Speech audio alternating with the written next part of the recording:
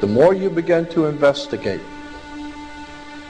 what we think we understand, where we came from, what we think we're doing, the more you begin to see we've been lied to. We've been lied to by every institution. What makes you think for 1 minute that the religious institution is the only one that's never been touched? The religious institutions of this world are at the bottom of the dirt. The religious institutions in this world are put there by the same people who gave you your government, your corrupt education, who set up your international banking cartels, because our masters don't give a damn about you or your family. All they care about is what they have always cared about, and that's controlling the whole damn world. We have been misled away from the true and divine presence in the universe that men have called God. I don't know what God is, but I know what he isn't. And unless and until you are prepared to look at the whole truth, and wherever it may go, whoever it may lead to, if you want to look the other way, or if you want to play favorites, then somewhere along the line you're going to find out you're messing with divine justice. The more you educate yourself, the more you understand where things come from, the more obvious things become, and you begin to see lies everywhere. You have to know the truth and seek the truth, and the truth will set you free.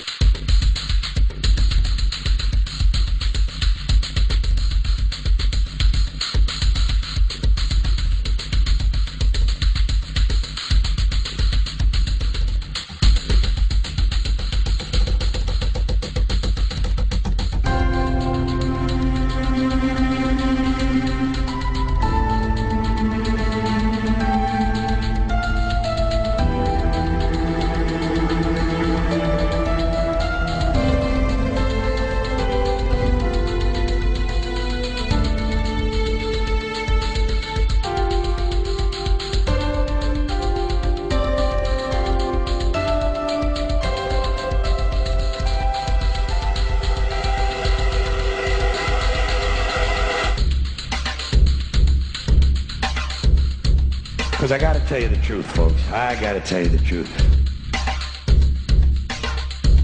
When it comes to bullshit, big time, major league bullshit, you have to stand in awe of the all-time champion of false promises and exaggerated claims, religion. Think about it. Religion has actually convinced people that there's an invisible man living in the sky who watches everything you do every minute of every day. And the invisible man has a special list of 10 things he does not want you to do. And if you do any of these 10 things, he has a special place full of fire and smoke and burning and torture and anguish where he will send you to live and suffer and burn and choke and scream and cry forever and ever till the end of time. But he loves you.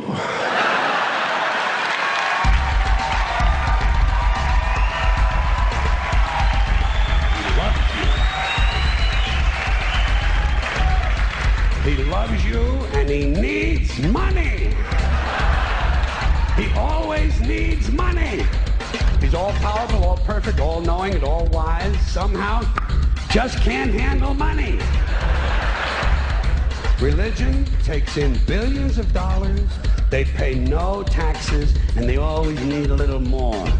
Now, you talk about a good bullshit story. Holy shit.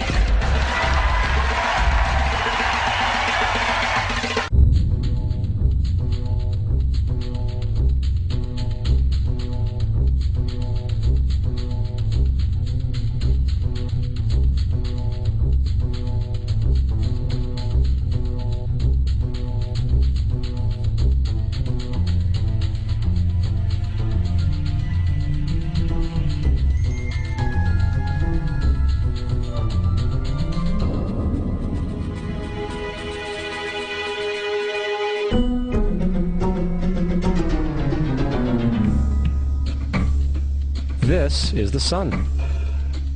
As far back as 10,000 BC, history is abundant with carvings and writings reflecting people's respect and adoration for this object.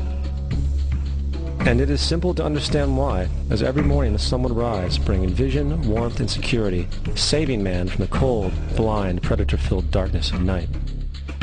Without it, the cultures understood, the crops would not grow, and life on the planet would not survive. These realities made the sun the most adorned object of all time.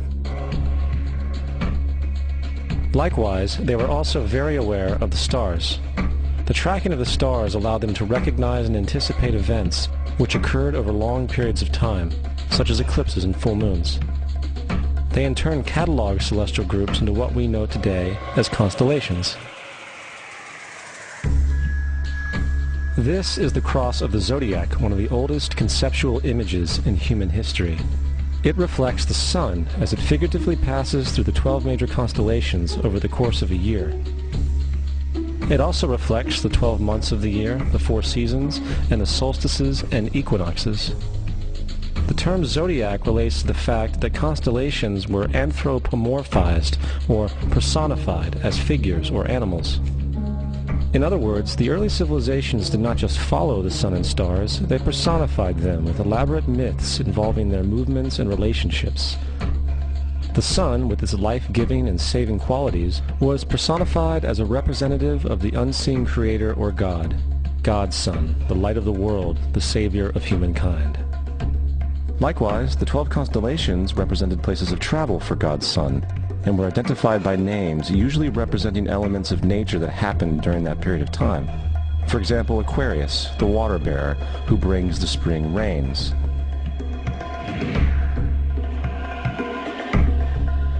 This is Horus. He is the sun god of Egypt of around 3000 BC. He is the sun anthropomorphized, and his life is a series of allegorical myths involving the sun's movement in the sky. From the ancient hieroglyphics in Egypt, we know much about this solar messiah. For instance, Horus, being the sun or the light, had an enemy known as Set, and Set was the personification of the darkness or night. And, metaphorically speaking, every morning Horus would win the battle against Set, while in the evening Set would conquer Horus and send him into the underworld. It is important to note that dark versus light, or good versus evil, is one of the most ubiquitous mythological dualities ever known, and is still expressed on many levels to this day. Broadly speaking, the story of Horus is as follows. Horus was born on December 25th of the Virgin Isis Mary. His birth was accompanied by a star in the east, which, in turn, 3 kings followed to locate and adorn the newborn Savior. At the age of 12, he was a prodigal child teacher, and at the age of 30, he was baptized by a figure known as Anup, and thus began his ministry. Horus had 12 disciples he traveled about with, performing miracles such as healing the sick and walking on water. Horus was known by many gestural names such as the Truth, the Light, God's Anointed Son, the Good Shepherd, the Lamb of God, and many others. After being betrayed by Typhon, Horus was crucified, buried for 3 days, and thus resurrected. These attributes of Horus, whether original or not, seem to permeate many cultures of the world, for many other gods are found to have the same general mythological structure. Attis of Phrygia, born of the Virgin Nana on December 25th, crucified, placed in a tomb, and after 3 days was resurrected. Krishna of India, born of the Virgin Devaki, with a star in the east signaling his coming. He performed miracles with his disciples, and, upon his death, was resurrected. Dionysus of Greece, born of a virgin on December 25th, was a traveling teacher who performed miracles such as turning water into wine. He was referred to as the King of Kings, God's only begotten Son, the Alpha and Omega, and many others. And, upon his death, he was resurrected. Mithra of Persia, born of a virgin on December 25th, he had 12 disciples and performed miracles, and upon his death was buried for 3 days and thus resurrected. He was also referred to as the Truth, the Light, and many others. Interestingly, the sacred day of worship of Mithra was Sunday. The fact of the matter is, there are numerous saviors from different periods from all over the world which subscribe to these general characteristics. The question remains, why these attributes? Why the virgin birth on December 25th? Why dead for 3 days in the inevitable resurrection? Why 12 disciples or followers? To find out, let's examine the most recent of the solar messiahs. Jesus Christ was born of the Virgin Mary on December 25th in Bethlehem. His birth was announced by a star in the east, which 3 kings or magi followed to locate and adorn the new Savior. He was a child teacher at 12, and at the age of 30 he was baptized by John the Baptist, and thus began his ministry. Jesus had 12 disciples, which he traveled about with, performing miracles such as healing the sick, walking on water, raising the dead. He was also known as the King of Kings, the Son of God, the Light of the World, the Alpha and Omega, the Lamb of God, and many, many others. After being betrayed by his disciple Judas and sold for 30 pieces of silver, he was crucified, placed in a tomb, and after 3 days was resurrected and ascended into heaven. First of all, the birth sequence is completely astrological. The star in the east is Sirius, the brightest star in the night sky, which, on December 24th, aligns with the 3 brightest stars in Orion's belt. These 3 bright stars in Orion's belt are called today what they were called in ancient times, the 3 kings. And the 3 kings and the brightest star, Sirius, all point to the place of the sunrise on December 25th. This is why the 3 kings follow the star in the east, in order to locate the sunrise, the birth of the sun.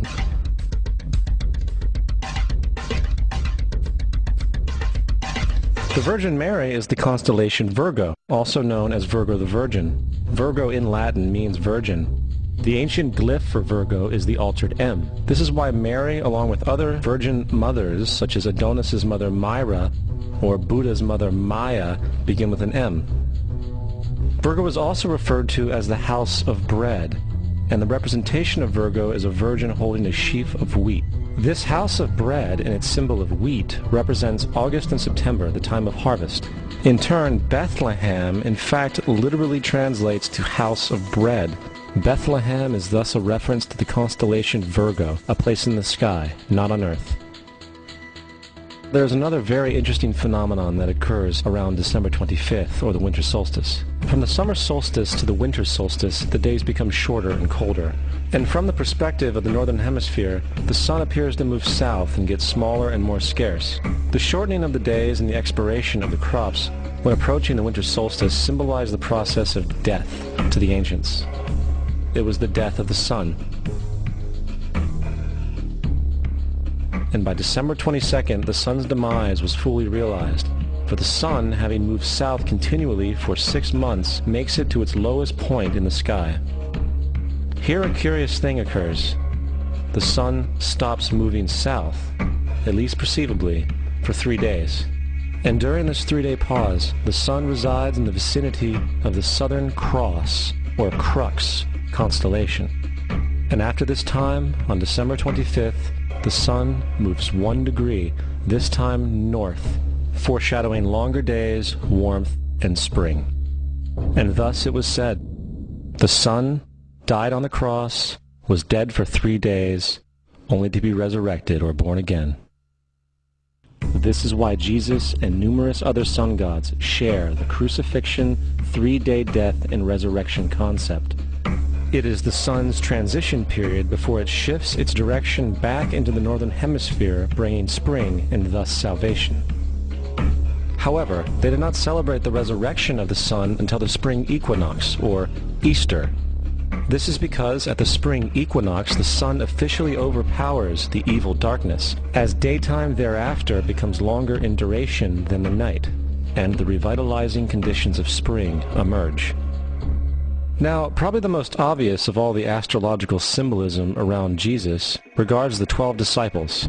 They are simply the 12 constellations of the zodiac, which Jesus, being the sun, travels about with. In fact, the number 12 is replete throughout the Bible.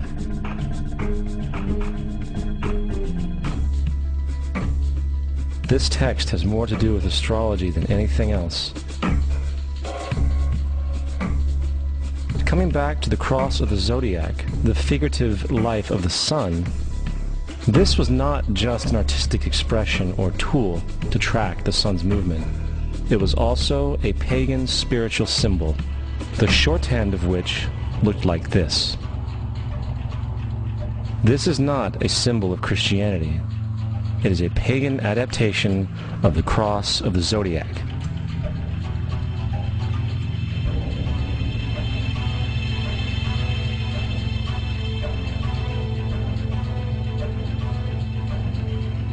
This is why Jesus in early occult art is always shown with his head on the cross, for Jesus is the Son of God, the light of the world, the risen Savior who will come again, as it does every morning, the glory of God who defends against the works of darkness as he is born again every morning and can be seen coming in the clouds up in heaven with his crown of thorns or sun rays.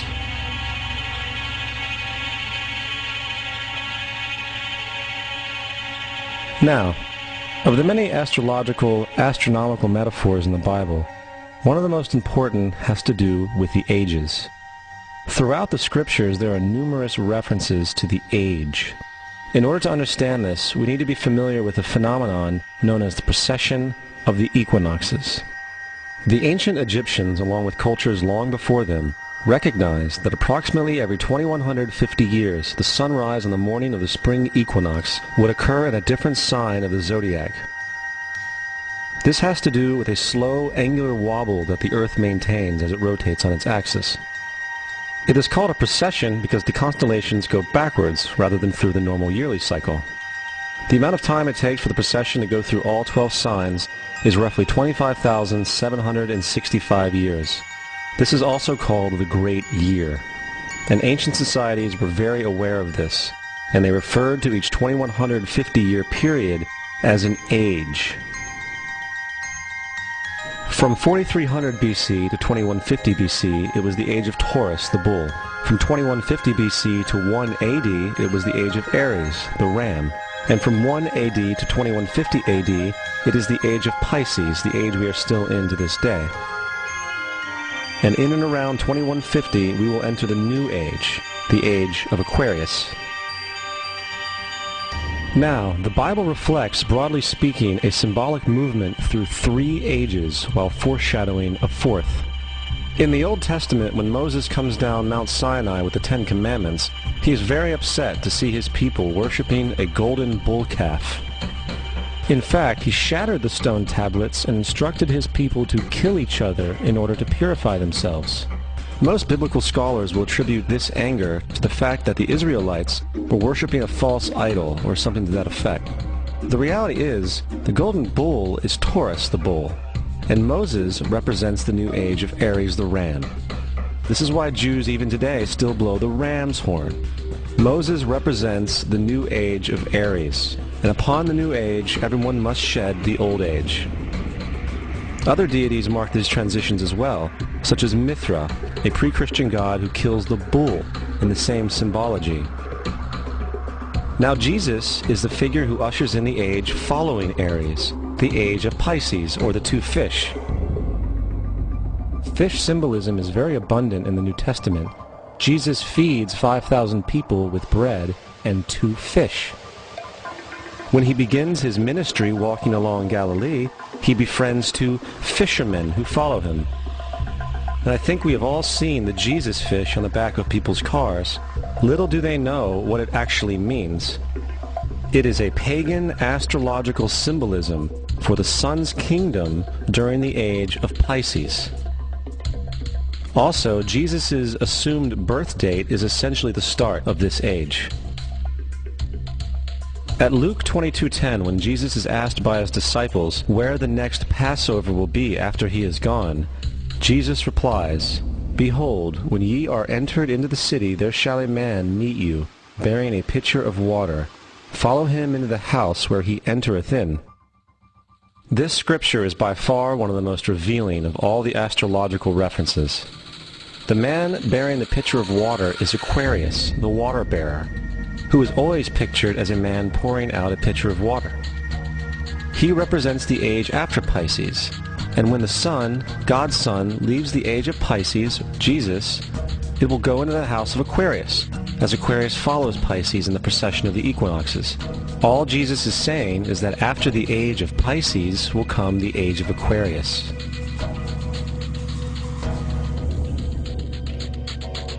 Now, we have all heard about the end times and the end of the world.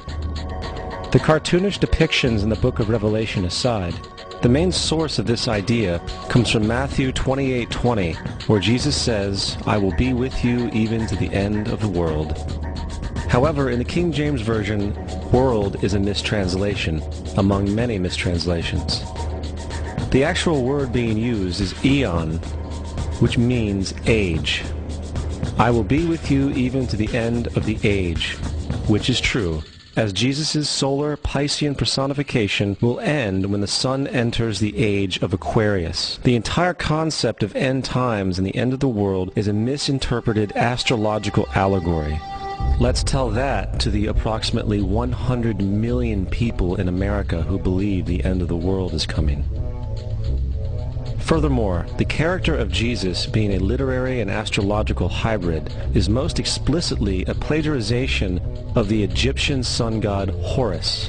For example, inscribed about 3,500 years ago on the walls at the Temple of Luxor in Egypt are images of the Annunciation, the Immaculate Conception, the birth, and the adoration of Horus. The images begin with Thoth announcing to the Virgin Isis that she will conceive Horus, then Neph, the Holy Ghost, impregnating the Virgin, and then the virgin birth and the adoration. This is exactly the story of Jesus' miracle conception. In fact, the literary similarities between the Egyptian religion and the Christian religion are staggering.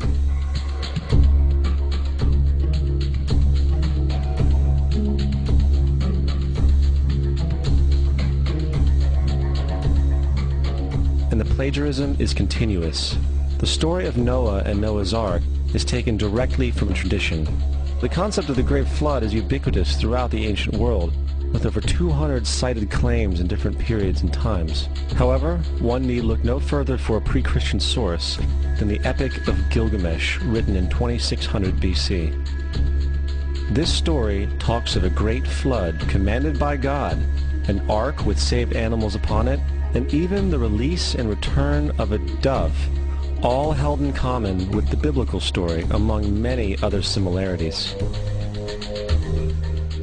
And then there is the plagiarized story of Moses. Upon Moses' birth, it is said that he was placed in a reed basket and set adrift in a river in order to avoid infanticide. He was later rescued by a daughter of royalty and raised by her as a prince. This baby in a basket story was lifted directly from the myth of Sargon of Akkad of around 2250 BC. Sargon was born, placed in a reed basket in order to avoid infanticide, and set adrift in a river. He was in turn rescued and raised by Aki, a royal midwife. Furthermore, Moses is known as the lawgiver, the giver of the Ten Commandments, the Mosaic Law. However, the idea of a law being passed from God to a prophet up on a mountain is also a very old motif. Moses is just another lawgiver in a long line of lawgivers in mythological history. In India, Manu was the great lawgiver. In Crete, Minos ascended Mount Dicta, where Zeus gave him the sacred laws, while in Egypt there was Meses, who carried stone tablets and upon them the laws of God were written. Manu, Minos, Meses, Moses. And as far as the Ten Commandments, they are taken outright from spell 125 in the Egyptian Book of the Dead. What the Book of the Dead phrased, "I have not stolen," became "Thou shalt not steal." "I have not killed," became "Thou shalt not kill." "I have not told lies," became "Thou shalt not bear false witness," and so forth. In fact, the Egyptian religion is likely the primary foundational basis for the Judeo-Christian theology. Baptism, afterlife, final judgment, virgin birth, death and resurrection, crucifixion, the Ark of the Covenant, circumcision, saviors, Holy Communion, Great Flood, Easter, Christmas, Passover, and many, many more are all attributes of Egyptian ideas long predating Christianity and Judaism.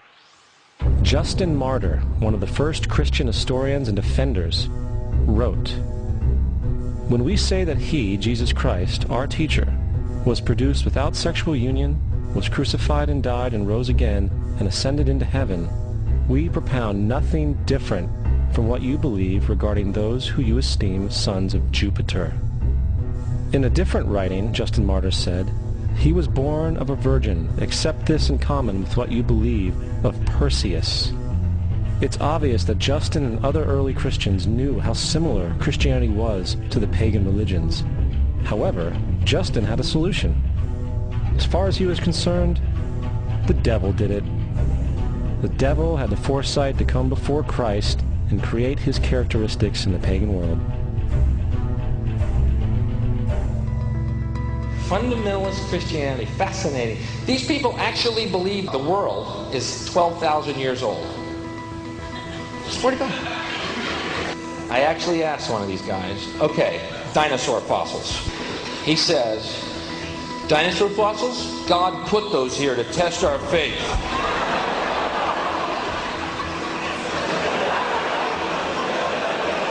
I think God put you here to test my faith, dude.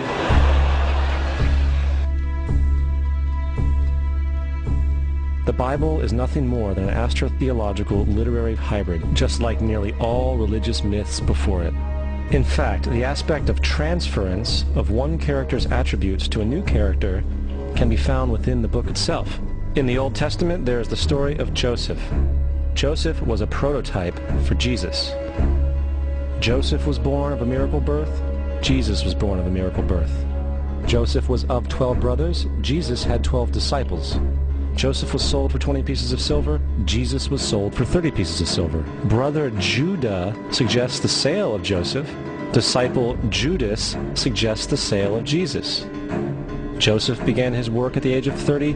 Jesus began his work at the age of 30. The parallels go on and on. Furthermore, is there any non-biblical historical evidence of any person living with the name Jesus, the son of Mary, who traveled about with 12 followers, healing people and the like? There are numerous historians who lived in and around the Mediterranean, either during or soon after the assumed life of Jesus. How many of these historians document this figure? Not one. However, to be fair, that doesn't mean defenders of the historical Jesus haven't claimed the contrary. 4 historians are typically referenced to justify Jesus' existence. Pliny the Younger, Suetonius, and Tacitus are the first 3. Each one of their entries consists of only a few sentences at best, and only refer to Christus or the Christ, which in fact is not a name but a title. It means the Anointed One. The 4th source is Josephus, and this source has been proven to be a forgery for hundreds of years. Sadly, it is still cited as truth. You would think that a guy who rose from the dead and ascended into heaven for all eyes to see and performed the wealth of miracles acclaimed to him would have made it into the historical record. It didn't, because once the evidence is weighed, there are very high odds that the figure known as Jesus did not even exist.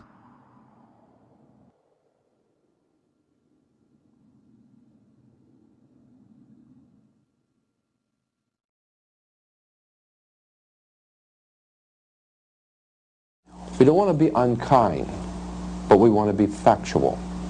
We don't want to cause hurt feelings, but we want to be academically correct in what we understand and know to be true. Christianity just is not based on truth. We find that Christianity was in fact nothing more than a Roman story developed politically. The reality is, Jesus was the solar deity of the Gnostic Christian sect. And like all other pagan gods, he was a mythical figure. It was the political establishment that sought to historize the Jesus figure for social control. By 325 AD in Rome, Emperor Constantine convened the Council of Nicaea.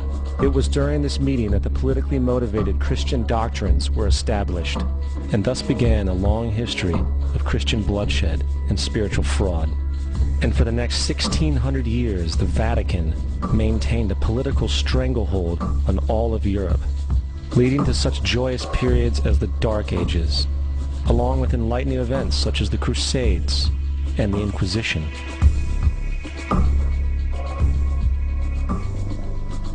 Christianity, along with all other theistic belief systems, is the fraud of the age. It serves to detach the species from the natural world, and likewise each other.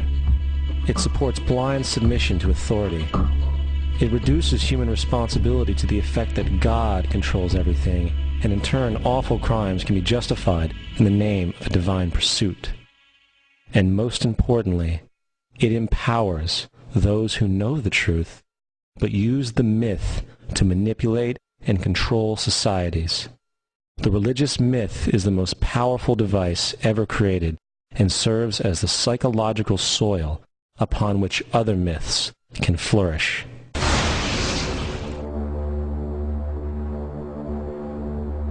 A myth is an idea that, while widely believed, is false.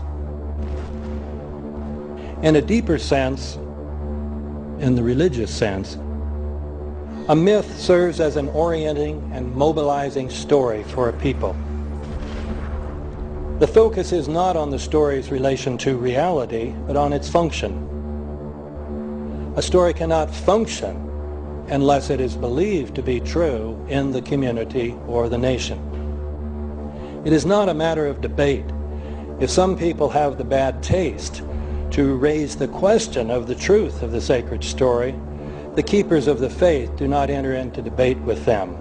They ignore them or denounce them as blasphemers.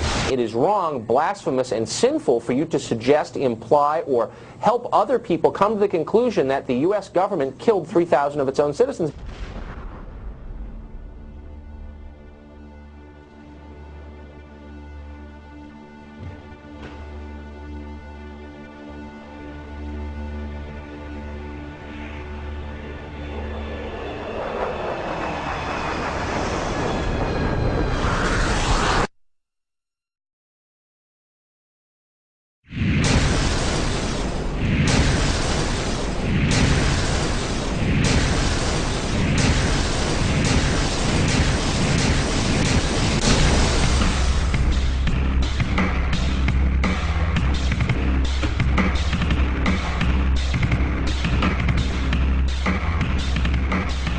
As if a demolition team set off when you see the old demolitions of these old buildings. It looks like one of those scenes of an old building being purposely dynamited and blown up. Anybody who's ever watched a building being demolished on purpose knows that if you're going to do this, you have to get at the under-infrastructure of a building and bring it down. The way the structure is collapsing, this was the result of something that was planned.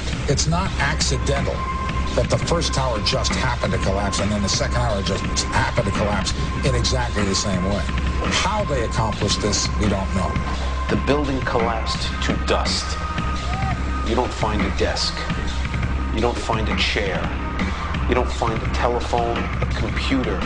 The biggest piece of a telephone I found was half of the keypad, and it was about this big. What happened to the concrete was pulverized from river to river. There was dust powder 2-3 inches thick. The concrete was just pulverized. Reminiscent of those pictures we've all seen too much on television before, when a building was deliberately destroyed by well-placed dynamite to knock it down. If it had detonated, they were planned to take down a building. I heard a second explosion. There was a heavy-duty explosion. Then there was some secondary explosions and then the subsequent collapses. An explosion blew and it knocked everybody over. To me, it sounded like an explosion. It sounded like gunfire. Bang, bang, bang, bang, bang. And then all of a sudden, 3 big explosions. We heard a big explosion coming down. And then the entire top of the building just blew up. We saw some kind of explosion. By the force of the explosions. Big explosion. Blew us back into the 8th floor. Then we get to the lobby. This is a big explosion. The lobby looked as though a bomb had exploded there. A huge explosion now raining debris. It's been a huge explosion.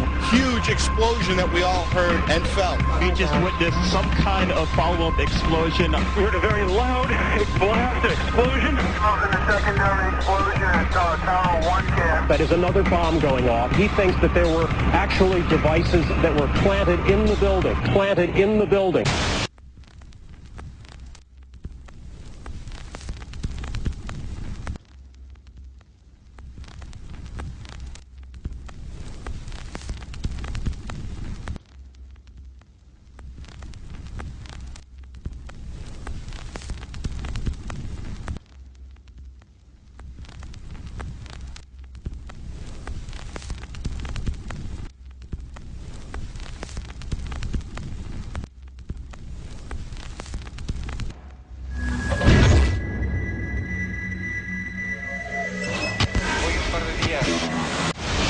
I don't think anybody could have predicted that they would try to use an airplane as a missile, a hijacked airplane as a missile. Nobody in our government, at least, and I don't think the prior government that could envision flying airplanes into buildings. No specific threat involving really a domestic operation or involving what happened, obviously, the city's airliner and so. There were no warning signs that I'm aware of. USA Today reports that in the 2 years before the attacks on September the 11th, NORAD conducted exercises using hijacked airliners as weapons. And one target was the World Trade Center.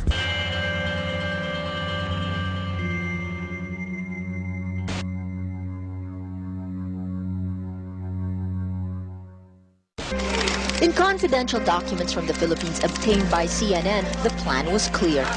He will board any American commercial aircraft, control its cockpit, and dive it at the CIA headquarters.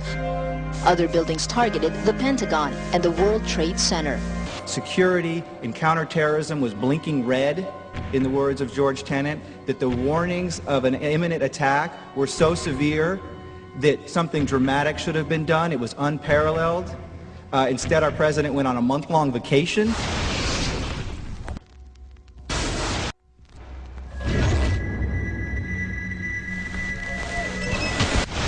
The head of Pakistani intelligence at the ISI, Mahmoud Ahmed, requested Omar Sheikh to wire $100,000 to Mohammed Atta, who was the lead hijacker.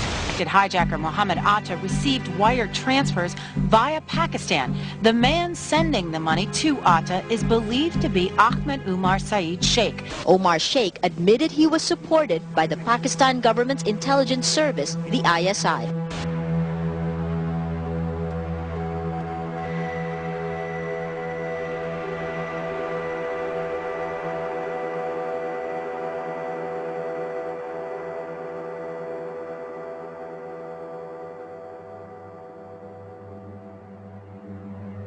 Although we are told that 4 or 5 of the alleged hijackers were on each of the flights. If so, their names should have been on the flight manifests. But the flight manifests that have been released contain neither the names of the alleged hijackers nor any Arab names whatsoever. We know that the men who were supposedly the hijackers had their houses, cars, credit cards paid for by the U.S. government. They were in truth agents. Evidence was also apparently planted. The passport of one of the hijackers on Flight 11 was allegedly found in the rubble. Goes through the fireball, through the side of the plane, and comes down to the ground unscathed. But something happened. For 6 months they reported they had this passport. Boy, we've got it, we've got the proof. And then the guy stood up and was alive. Several of these 19 men are still alive.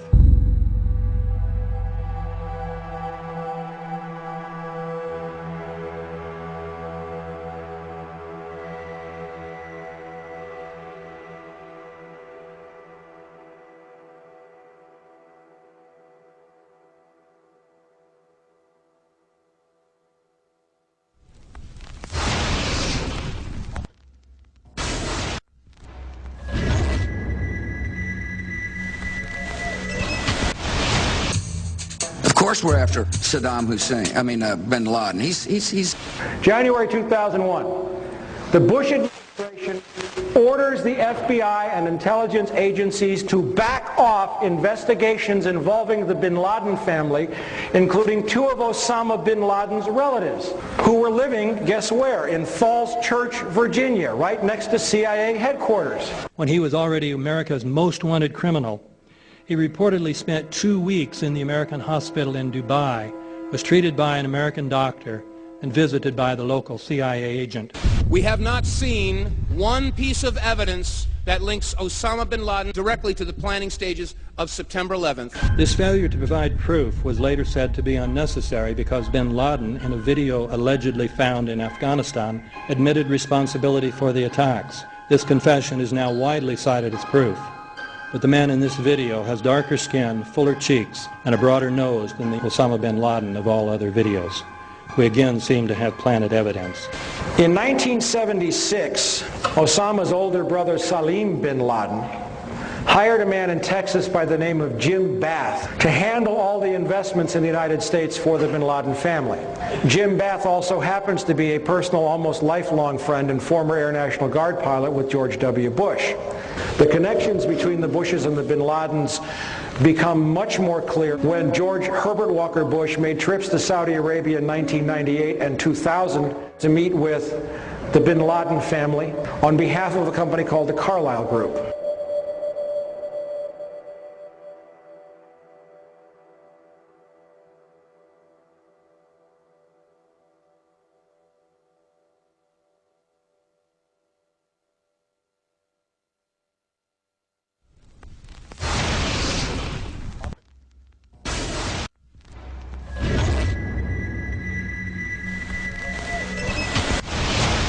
How could anyone fly a 60-ton, 125-foot wide, 44-foot tall plane through this obstacle course? The aircraft, before striking the Pentagon, reportedly executed a 270-degree downward spiral, and yet Hani Hanjour was known as a terrible pilot who could not safely fly even a small plane.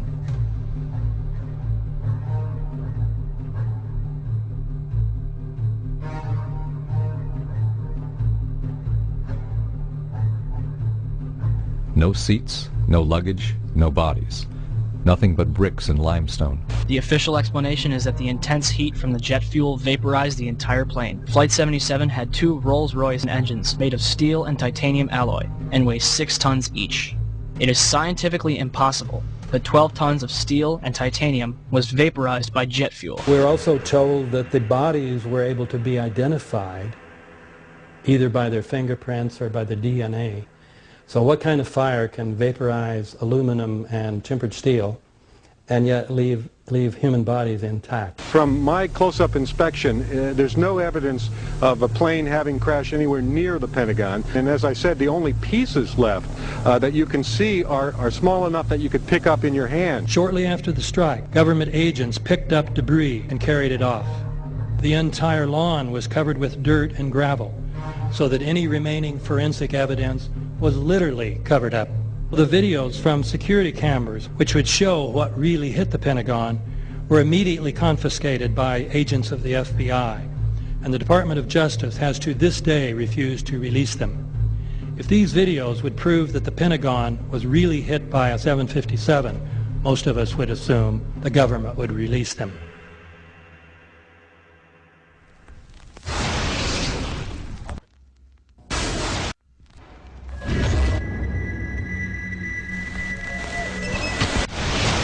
It looks like there's nothing there except for a hole in the ground. Basically, that's right. The only thing you could see from where we were was a big gouge in the earth and some broken trees. We could see some people walking around in the area, but from where we could see, there wasn't much left. Any large pieces of debris at all? No, there was nothing that you could distinguish that a plane had crashed there.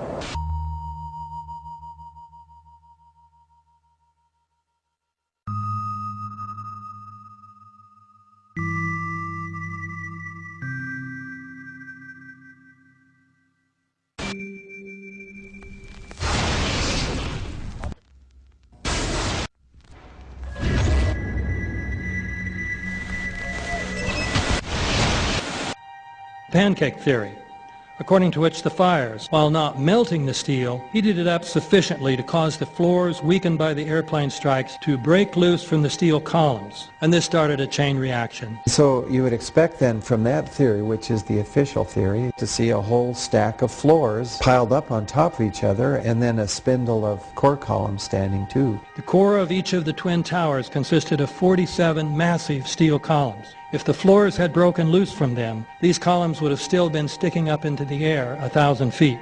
The plane did not cut all those core columns. We designed the buildings to take the impact of the Boeing 707 hitting the building at any location. The building probably could sustain multiple impacts of jetliners. That the plane flew straight into the building? Through him, right. So you're saying that the building was actually designed to cope with a hole like that and still survive? Yeah, it was. If you had dropped, say, a billiard ball from the top of the World Trade Center, 110 floors up there. It would have taken 8 to 10 seconds to hit the ground, encountering no resistance whatsoever. The Twin Towers came down in nearly free-fall speed. 200,000 tons of steel shatters and explodes outwards over 500 feet. This means that floors shattered at an average rate of about 10 floors per second. There is no scenario for a pancake effect of buildings falling that allows them to fall at the rate of free fall. Now what can do that? What can move mass out of the way? Explosives.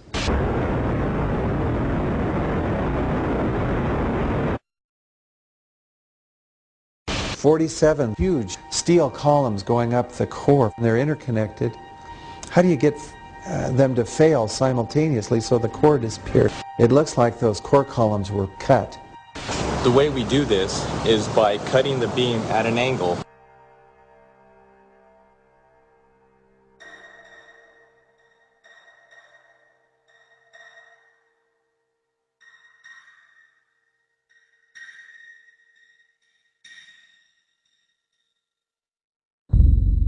I started looking at the molten metal. All three buildings, both towers in the rubble, in the basement areas, and Building 7, there's these pools of molten metal.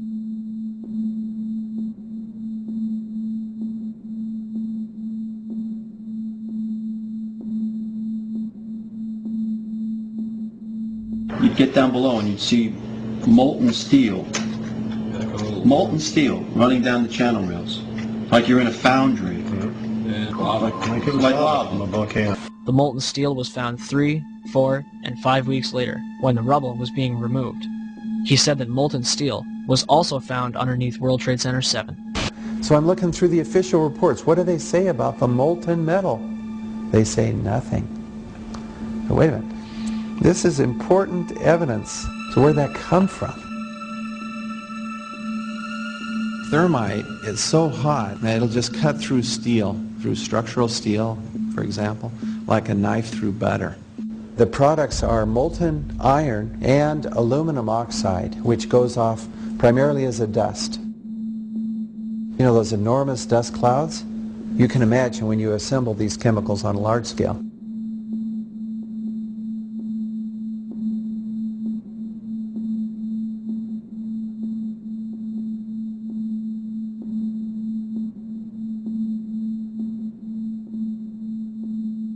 Molten metal pools under both towers after they collapsed, and Building 7. Now, Building 7 wasn't even hit by a jet. Part of the problem is that most people simply don't know much about Building 7 due to the extraordinary secrecy surrounding this collapse. And this was a 47-story skyscraper. This building fell at 5:25. It was not hit by a plane.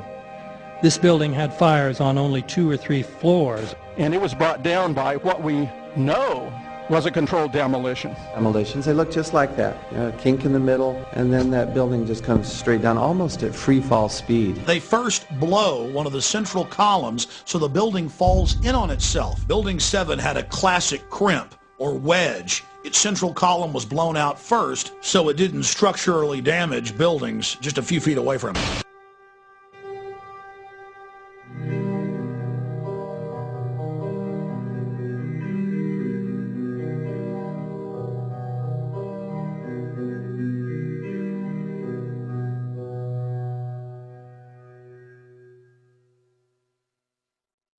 Our office was on the B1 level. As I was talking to a supervisor at 8:46, and all of a sudden we hear, boom! An explosion so hard that pushed us upwards. And it came from the basement between the B2 level and the B3 level. And when I went to verbalize, we hear, boom! The impact of the plane on the top. As I'm walking by the main freight corridor building in the corridor, that's when I got blown.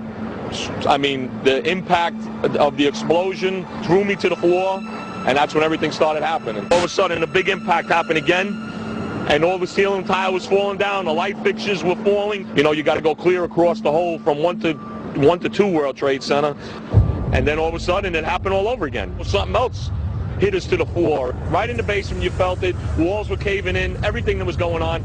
I mean, I know people that got killed in the basement. I know people that got broken legs in the basement. People that got reconstructive surgery because the walls hit them in the face.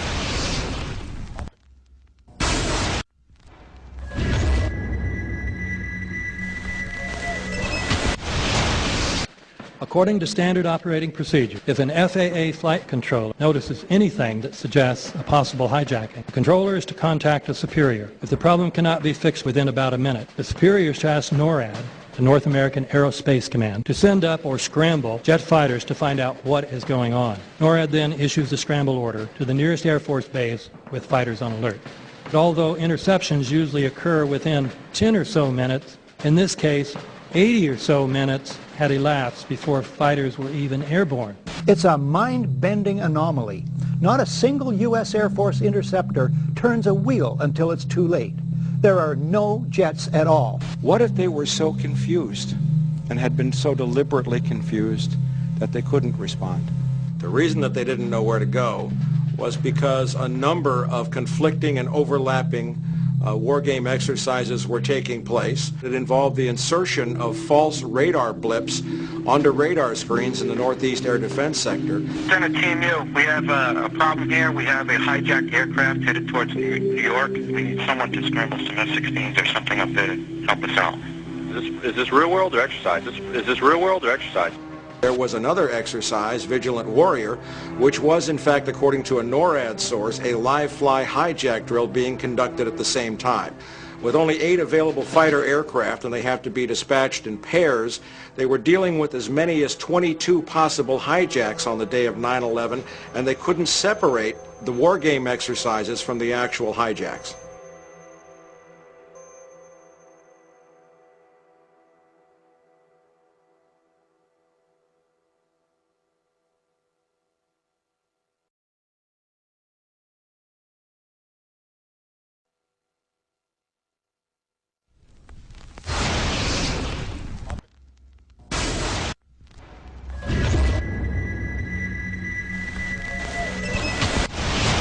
Page 172.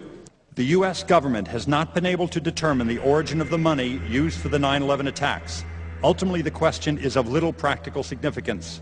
The American authorities have not managed to trace the source of the funding, and then the most amazingly disingenuous statement ultimately is it of little consequence. It is of massive consequence. Doesn't it matter who paid for 9/11? The collapse of Building 7 has been recognized as especially difficult to explain. The 9/11 Commission report implicitly admitted that it could not explain the collapse of this building by not even mentioning it. President, why are you and the Vice President insisting on appearing together before the 9/11 Commission? Because the 9/11 Commission wants to ask us questions. That's why we're meeting, and I look forward to meeting with them and answering their questions. Why you're appearing together rather than separately, which was their request? Because it's a good chance for both of us to answer questions that the 9/11 Commission is looking forward to asking us, and I'm looking forward to answering them. Let's see. Do you think they should be able to stand up and speak their own words? They should go under oath. They should be, yeah, in public.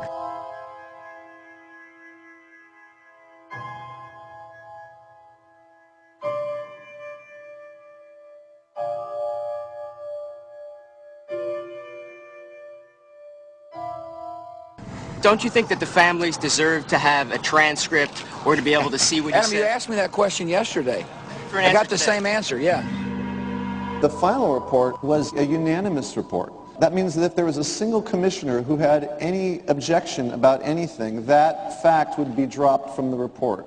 We have found out that he not only served on the transition team of the Bush administration, that he was a person who wrote a draft memo for the setup of the Bush administration's National Security Council, that he was an individual who wrote the preemptive war strategy that was eventually used for the war in Iraq, that he is a close friend of Condoleezza Rice's. We want him to resign. There is literally nothing in the 9/11 report that the Bush administration did not approve of. We can understand, therefore, why the Commission, under Zelikow's leadership, would have ignored all the evidence that would point to the truth, that 9/11 was a false flag operation intended to authorize the doctrines and funds needed for a new level of imperial mobilization.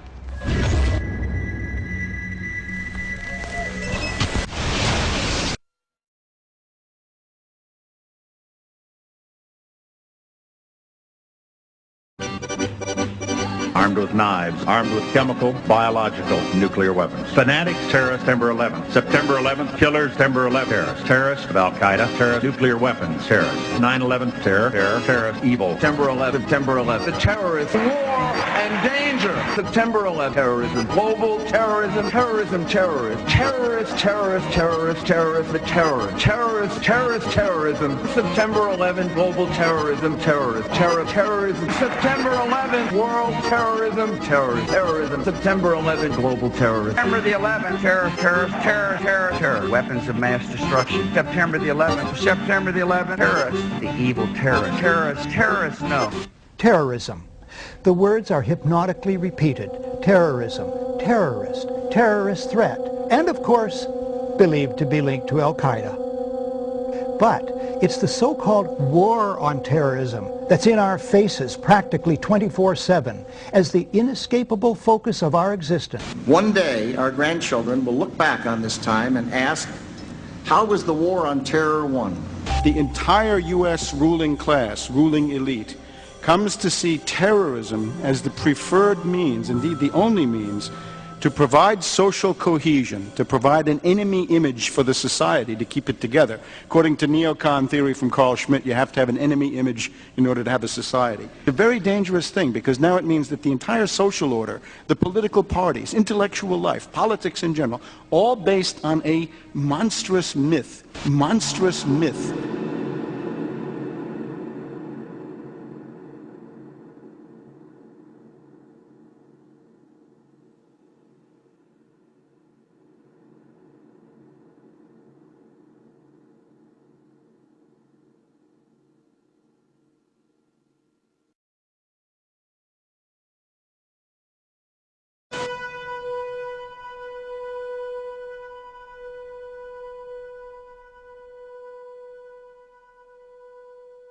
Look, the CIA has done in this country, what they've done to us is unbelievable. Look at the terrorist acts that have occurred. The CIA behind most, if not all of them. We had the Marine barracks. We had our embassy in Kenya. We had Pan Am 103. We had the USS Cole. We had Oklahoma City. We had the World Trade Center in 1993. That helped the terrorists blow up the World Trade Center the first time. They built the bomb. They got the driver's license. The informant, the FBI informant, a fellow named Salam, a 43-year-old former Egyptian army officer, he was given the assignment to put the bomb together. And he went to his supervisor, his FBI supervisor, and said, we're going to put a dummy bomb in here, right? And the FBI supervisor said, no, we're going to put a real bomb. The FBI actually carried out the attack on the World Trade Center in 1993. They actually hired Ahmad Salam and paid him $1 million and gave him real explosives, a detonator, and told him to build a bomb and to give it to the foolish people that he was controlling to allow them to attack the World Trade Center complex. Unfortunately for them, there were only 6 people killed, not enough to pass the legislation. So what happened is 2 years later, April 19, 1995, down comes Oklahoma City Murrah building, 168 people killed. 1 year later, the anti-terrorism legislation that takes away many of our constitutional rights and civil liberties is passed.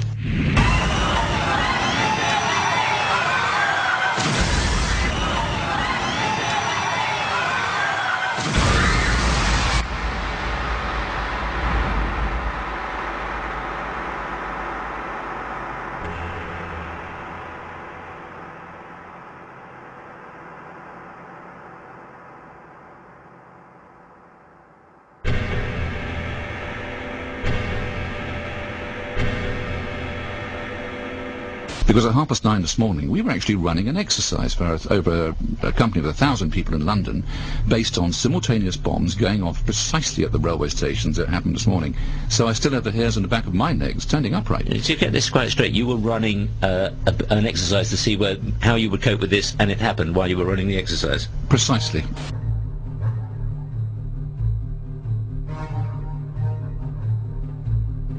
Supposed to believe is some kind of coincidence, there was also an anti-terrorist drill going on 7/7. And again, just like 9/11, they were talking about attacks on the same targets, the same kind of tube stations, and exactly the same time. as the actual attack happened, providing some kind of cover for what must be operations orchestrated in some way by the state.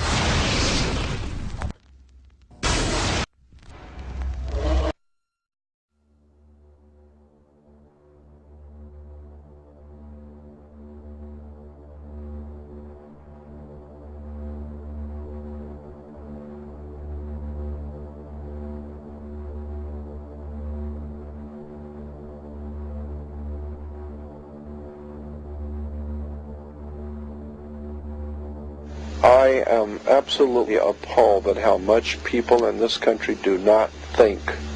We are given to understand that, that an Arabic guy out there up in the mountains financed the most elaborate attack on this country. Do you think some people in a cave,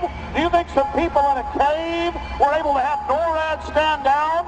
Do you think that people in a cave were able to have all of this happen? And when I think about how many Americans were killed in New York City, and believing as I do that this thing was a setup job, this is a textbook operation that Nazis used, and they've used it over and over again. America has been suckered in one more time. I don't have to tell you things are bad. Everybody knows things are bad. The dollar buys a nickel's worth. Banks are going bust. Shopkeepers keep a gun under the counter. Punks are running wild in the street, and there's nobody anywhere who seems to know what to do, and there's no end to it. We know the air is unfit to breathe, and our food is unfit to eat. We sit watching our TVs while some local newscaster tells us that today we had 15 homicides and 63 violent crimes, as if that's the way it's supposed to be. We know things are bad, worse than bad. They're crazy. It's like everything everywhere is going crazy, so we don't go out anymore. We sit in the house, and slowly the world we're living in is getting smaller, and all we say is, please, at least leave us alone in our living rooms. Let me have my toaster and my TV and my steel-belted radios, and I won't say anything. Just leave us alone. Well, I'm not going to leave you alone. I want you to get mad. I don't want you to protest. I don't want you to riot. I don't want you to write to your congressmen because I wouldn't know what to tell you to write. I don't know what to do about the depression and the inflation and the Russians and the crime in the street. All I know is that first, you've got to get mad. You've got to say, I'm a human being. God damn it. My life has value.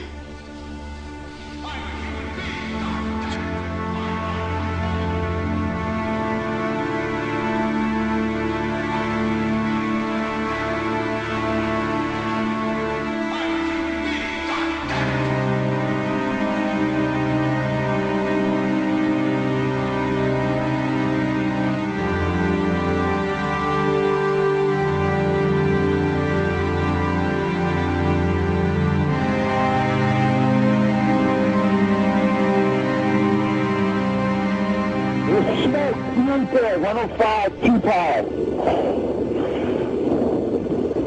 It's really there, it's black, it's iron. My wife thinks I'm alright. I called her and said I was leaving the building, I was fine, and I'm banged. It's 3 of us, 2 broken windows.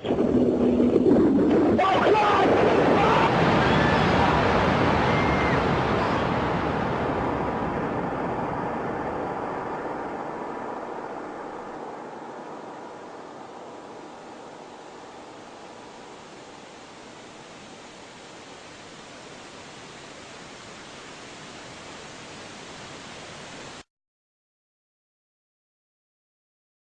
Ladies and gentlemen, the very word secrecy is repugnant in a free and open society, and we are, as a people, inherently and historically opposed to secret societies, to secret oaths, and to secret proceedings. For we are opposed around the world by a monolithic and ruthless conspiracy that relies primarily on covert means for expanding its sphere of influence, on infiltration instead of invasion, on subversion instead of elections, on intimidation instead of free choice. It is a system which has conscripted vast human and material resources into the building of a tightly knit, highly efficient machine that combines military, diplomatic, intelligence, economic, scientific, and political operations. Its preparations are concealed, not published. Its mistakes are buried, not headlined. Its dissenters are silenced, not praised. No expenditure is questioned, no secret is revealed.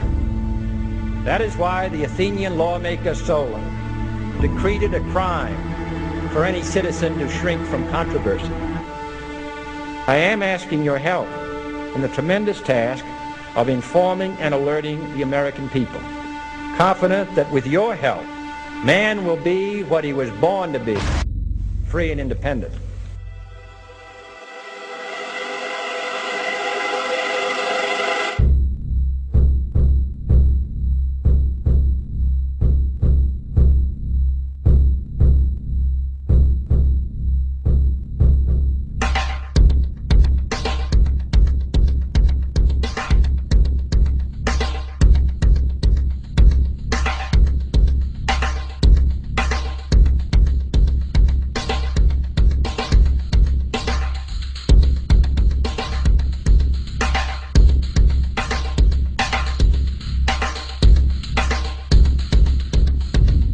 In 1775, the American Revolutionary War began as the American colonies sought to detach from England and its oppressive monarchy.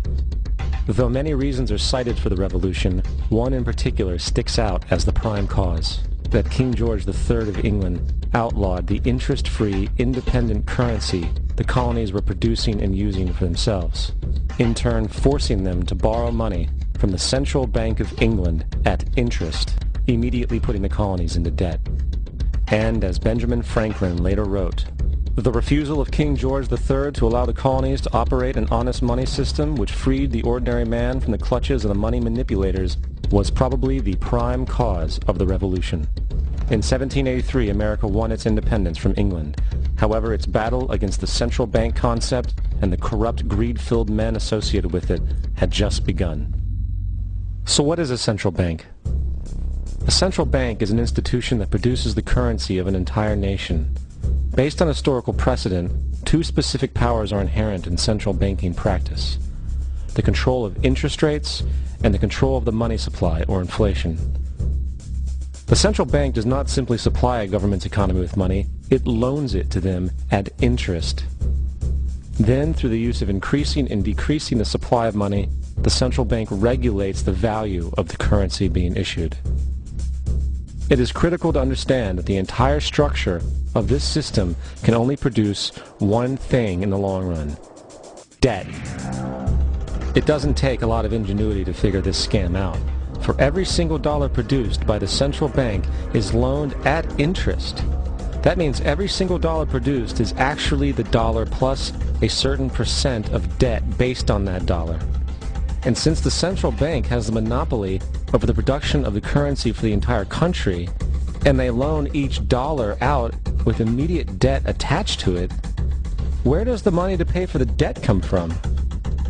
It can only come from the central bank again, which means the central bank has to perpetually increase its money supply to temporarily cover the outstanding debt created, which in turn, since that new money is loaned out at interest as well, creates even more debt.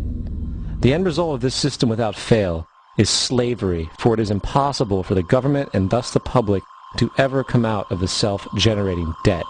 The founding fathers of this country were well aware of this.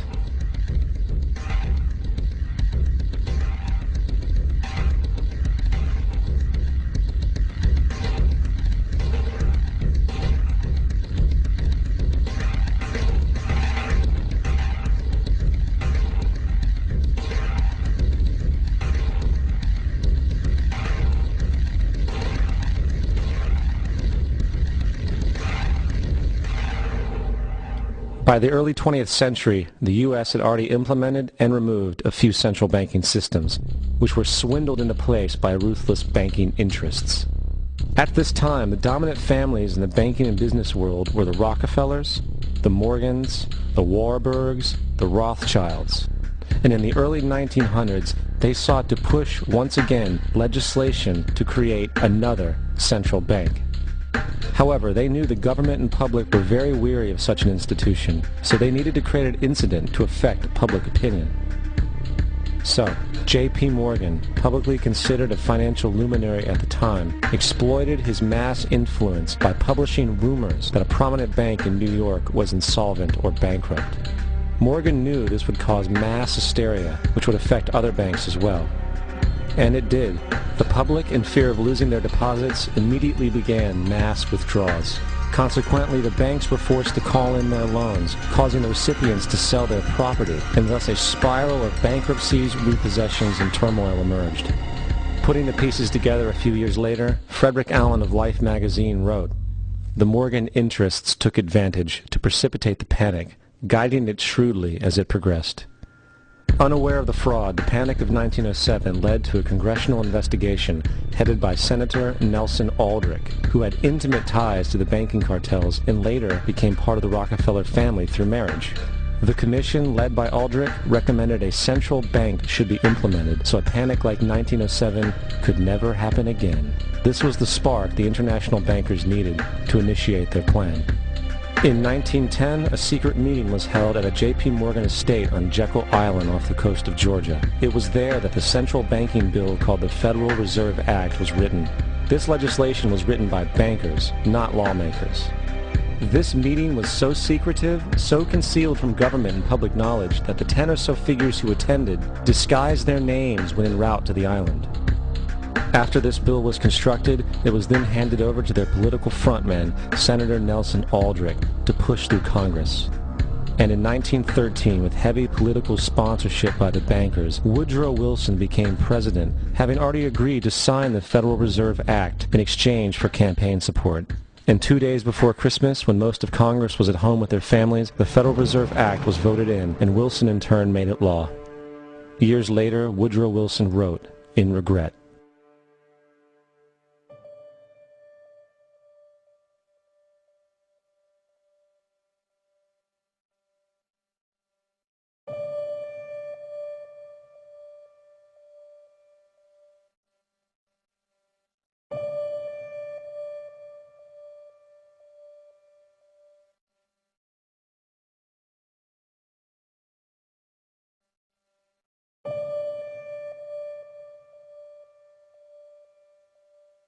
Congressman Louis McFadden also expressed the truth after the passage of the bill.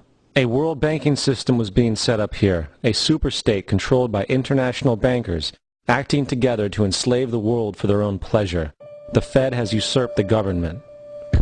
Now, the public was told that the Federal Reserve System was an economic stabilizer, and inflation and economic crises were a thing of the past. Well, as history has shown, nothing is further from the truth. The fact is, the international bankers now had a streamlined machine to expand their personal ambitions. For example, from 1914 to 1919, the Fed increased the money supply by nearly 100%, resulting in extensive loans to small banks and the public. Then, in 1920, the Fed called in mass percentages of the outstanding money supply, thus resulting in the supporting banks having to call in huge numbers of loans, and, just like 1907, bank runs, bankruptcy, and collapse occurred. Over 5,400 competitive banks outside of the Federal Reserve System collapsed, further consolidating the monopoly of a small group of international bankers. Privy to this crime, Congressman Lindbergh stepped up and said in 1921, "Under the Federal Reserve Act, panics are scientifically created. The present panic is the first scientifically created one, worked out as we figure a mathematical equation." However, the Panic of 1920 was just a warm-up. From 1921 to 1929, the Fed again increased the money supply, resulting once again in extensive loans to the public and banks. There was also a fairly new type of loan called a margin loan in the stock market. Very simply, the margin loan allowed an investor to put down only 10% of a stock's price, with the other 90% being loaned through the broker. In other words, a person could own $1,000 worth of stock with only $100 down. This method was very popular in the roaring 1920s, as everyone seemed to be making money in the market. However, there was a catch to this loan. It could be called in at any time and had to be paid within 24 hours. This is termed a margin call, and the typical result of a margin call is the selling of the stock purchased with the loan. So, a few months before October in 1929, J.D. Rockefeller, Bernard Baruch, and other insiders quietly exited the market. And on October 24th, 1929, the New York financiers who furnished the margin loans started calling them in masse. This sparked an instantaneous, massive sell-off in the market, for everyone had to cover the margin loans. It then triggered mass bank runs for the same reason, in turn collapsing over 16,000 banks, enabling the conspiring international bankers to not only buy up rival banks at a discount, but to also buy up whole corporations at pennies on the dollar. It was the greatest robbery in American history. But that didn't stop there. Rather than expanding the money supply in order to recover from this economic collapse, the Fed actually contracted it, fueling one of the largest depressions in history. Once again outraged, Congressman Louis McFadden, a longtime opponent of the banking cartels, began bringing impeachment proceedings against the Federal Reserve Board, saying of the crash and depression, it was a carefully contrived occurrence. International bankers sought to bring about a condition of despair so that they might emerge the rulers of us all. Not surprisingly, and after 2 previous assassination attempts, McFadden was poisoned at a banquet before he could push for the impeachment. Now, having reduced the society to squalor, the Federal Reserve bankers decided that the gold standard should be removed. In order to do this, they needed to acquire the remaining gold in the system. So, under the pretense of helping to end the Depression, came the 1933 gold seizure. Under the threat of imprisonment for 10 years, everyone in America was required to turn in all gold bullion to the Treasury, essentially robbing the public of what little wealth they had left. And at the end of 1933, the gold standard was abolished. If you look at a dollar bill from before 1933, it says it is redeemable in gold. You look at a dollar bill today, it says it is legal tender, which means it is backed by absolutely nothing. It is worthless paper. The only thing that gives our money value is how much of it is in circulation. Therefore, the power to regulate the money supply is also the power to regulate its value, which is also the power to bring entire economies and societies to its knees.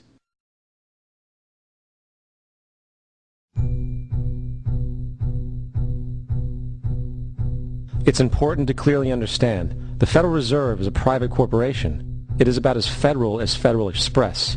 It makes its own policies and is under virtually no regulation by the U.S. government. It is a private bank that loans all the currency at interest to the government, completely consistent with the fraudulent central banking model that the country sought to escape from when it declared independence in the American Revolutionary War. Now, going back to 1913, the Federal Reserve Act was not the only unconstitutional bill pushed through Congress. They also pushed the federal income tax. It's worthwhile to point out that the American public's ignorance towards the federal income tax is a testament to how dumbed down and oblivious the American population really is. First of all, the federal income tax is completely unconstitutional, as it is a direct, unapportioned tax. All direct taxes have to be apportioned to be legal based on the Constitution. Secondly, the required number of states in order to ratify the amendment to allow the income tax was never met, and this has even been cited in modern court cases.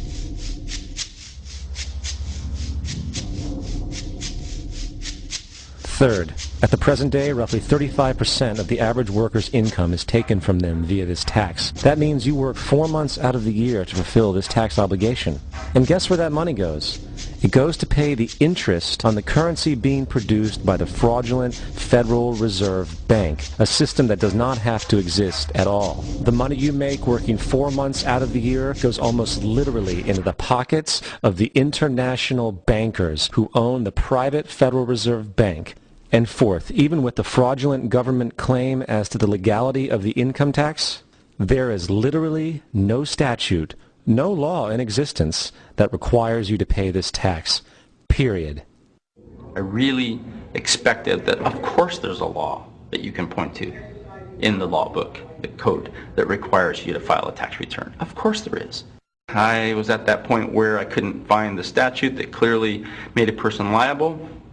At least not me and most people I know, and I had no choice in my mind except to resign. Based on the research that I did throughout the year 2000 and that I'm still doing, I have not found that law. I've asked Congress, we've asked a lot of people in the IRS commissioners, helpers. They can't answer, because if they answer, the American people are going to know that this whole thing is a fraud. I haven't filed an federal income tax return since I left. I have not filed a tax return since 1999. the income tax is nothing less than the enslavement of the entire country. Now, the control of the economy and the perpetual robbery of wealth is only one side of the Rubik's Cube the bankers hold in their hands. The next tool for profit and control is war. Since the inception of the Federal Reserve in 1913, a number of large and small wars have commenced. The three most pronounced were World War I, World War II, and Vietnam. World War I. In 1914, European wars broke out centered around England and Germany. The American public wanted nothing to do with the war. In turn, President Woodrow Wilson publicly declared neutrality. However, under the surface, the U.S. administration was looking for any excuse it could find to enter it. In a noted observation by Secretary of State William Jennings, the large banking interests were deeply interested in the World War because of the wide opportunities for large profits. It's important to understand that the most lucrative thing that can happen for the international bankers is war, for it forces the country to borrow even more money from the Federal Reserve Bank at interest. Woodrow Wilson's top advisor and mentor was Colonel Edward House, a man with intimate connections with the international bankers who wanted in the war. In a documented conversation between Colonel House, Wilson's advisor, and Sir Edward Grey, the Foreign Secretary of England, regarding how to get America into the war, Grey inquired, "What will Americans do if Germans sink an ocean liner with American passengers on board?" House responded, "I believe that a flame of indignation would sweep the United States, and that by itself would be sufficient to carry us into war." So, on May 7, 1915, on essentially the suggestion of Sir Edward Grey, a ship called the Lusitania was deliberately sent into German-controlled waters where German military vessels were known to be. And, as expected, German U-boats torpedoed the ship, exploding stored ammunition, killing 1,200 people. To further understand the deliberate nature of this setup, the German embassy actually put advertisements in the New York Times telling people that if they boarded the Lusitania, they did so at their own risk, as such a ship sailing from America to England through the war zone would be liable to destruction. In turn, and as anticipated, the sinking of the Lusitania caused a wave of anger among the American population, and America entered the war a short time after. The First World War caused 323,000 American deaths. J.D. Rockefeller made $200 million off of it. Not to mention the war cost about $30 billion for America, most of which was borrowed from the Federal Reserve Bank at interest, furthering the profits of the international bankers. World War II.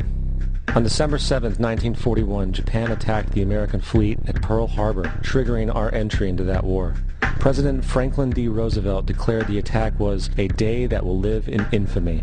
A day of infamy indeed, but not because of the alleged surprise attack on Pearl Harbor. After 60 years of surfacing information, it is clear that not only was the attack on Pearl Harbor known weeks in advance, it was outright wanted and provoked. Roosevelt, whose family had been New York bankers since the 18th century, whose uncle Frederick was on the original Federal Reserve Board, was very sympathetic to the interests of the international bankers, and the interest was to enter the war, as we've seen, nothing is more profitable for international bankers than war. In a journal entry by Roosevelt's Secretary of War Henry Stimson, dated November 25, 1941, he documented a conversation he had with Roosevelt. The question was, how should we maneuver them into firing the first shot? It was desirable to make sure the Japanese be the ones to do this, so that there should remain no doubt as to who were the aggressors. In the months leading up to the attack on Pearl Harbor, Roosevelt had done almost everything in his power to anger the Japanese, showing a posture of aggression. He halted all of Japan's imports of American petroleum. He froze all the Japanese assets in the United States. He made public loans to nationalist China and supplied military aid to the British, both enemies of Japan in the war, which, by the way, is completely in violation of international war rules. And on December 4th, 3 days before the attack, Australian intelligence told Roosevelt about a Japanese task force moving towards Pearl Harbor. Roosevelt ignored it. So, as hoped and allowed, on December 7, 1941, Japan attacked Pearl Harbor, killing 2,400 soldiers.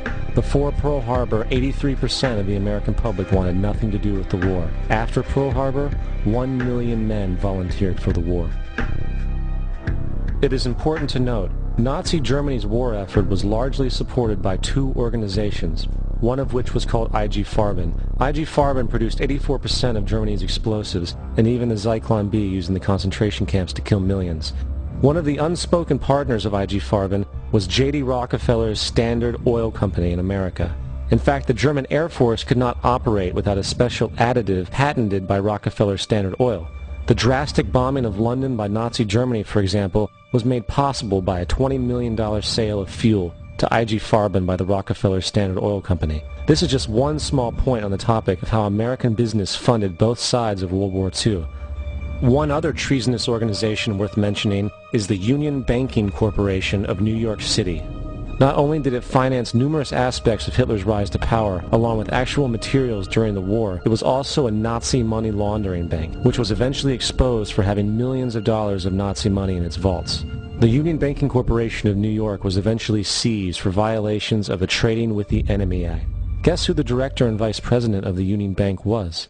Prescott Bush, our current president's grandfather, and of course our former president's father.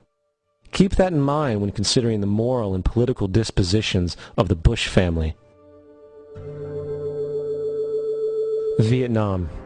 The United States' official declaration of war on North Vietnam in 1964 came after an alleged incident involving 2 U.S. destroyers being attacked by North Vietnamese PT boats in the Gulf of Tonkin. This was known as the Gulf of Tonkin incident. This single situation was the catalytic pretext for massive troop deployment and full-fledged warfare.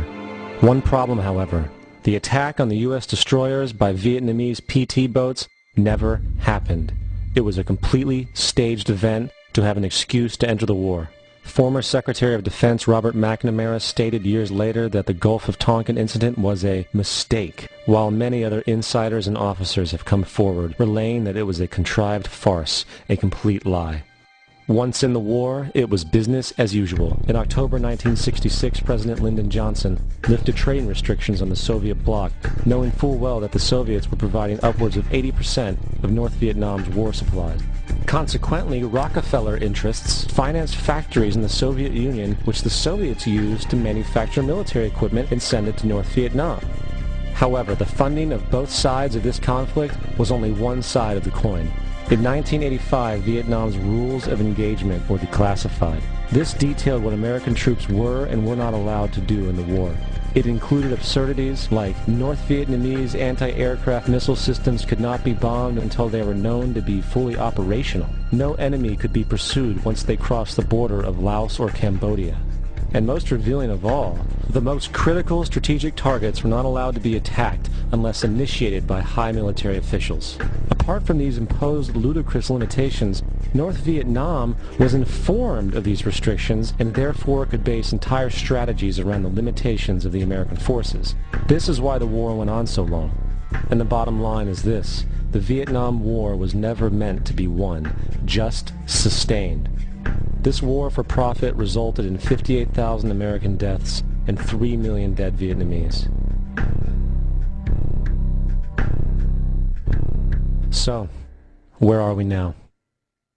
September 11th was the jumpstart for what is now an accelerated agenda by the ruthless elite. It was a staged war pretext no different than the sinking of the Lusitania, the provoking of Pearl Harbor, and the Gulf of Tonkin lie. In fact, if 9/11 wasn't a planned war pretext, it would be an exception to the rule. It has been used to launch 2 unprovoked illegal wars, one against Iraq and one against Afghanistan. However, 9/11 was a pretext for another war as well, the war against you. The Patriot Act, Homeland Security, the Military Tribunals Act, and other legislations are all completely and entirely designed to destroy your civil liberties and limit your ability to fight back against what is coming. Currently in the United States, unannounced to most brainwashed Americans, your home can be searched without a warrant, without you being home. You can in turn be arrested with no charges revealed to you, detained indefinitely with no access to a lawyer, and legally tortured, all under the suspicion that you might be a terrorist. If you need a painted picture of what is happening in this country, let's recognize how history repeats itself. In February 1933, Hitler staged a false flag attack, burning down his own German parliament building, the Reichstag, and blamed it on communist terrorists. In the next few weeks, he passed the Enabling Act, which completely eradicated the German Constitution, destroying people's liberties. He then led a series of preemptive wars, all justified to the German people as necessary to maintaining Homeland Security.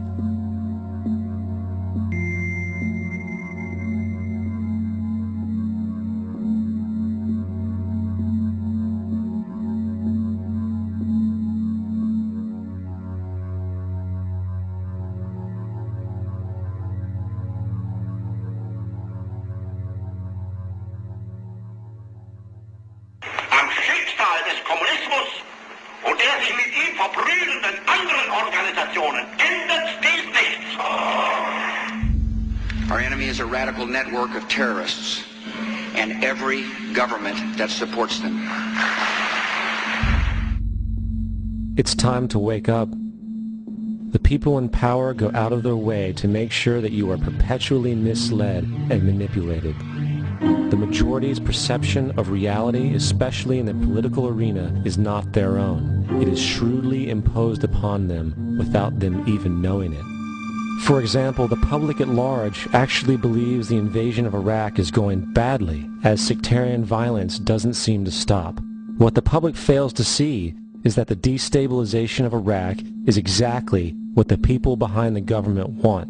This war is to be sustained so the region can be divided up, domination of the oil maintained, continual profits reaped for the defense contractors, and most importantly, permanent military bases established to be used as a launching pad against other oil-bearing, non-conforming countries such as Iran and Syria. For further implication that the civil war and destabilization is purely intentional, in 2005, 2 elite British SAS officers were arrested by Iraqi police after being caught driving around in their car shooting at civilians while dressed up as Arabs.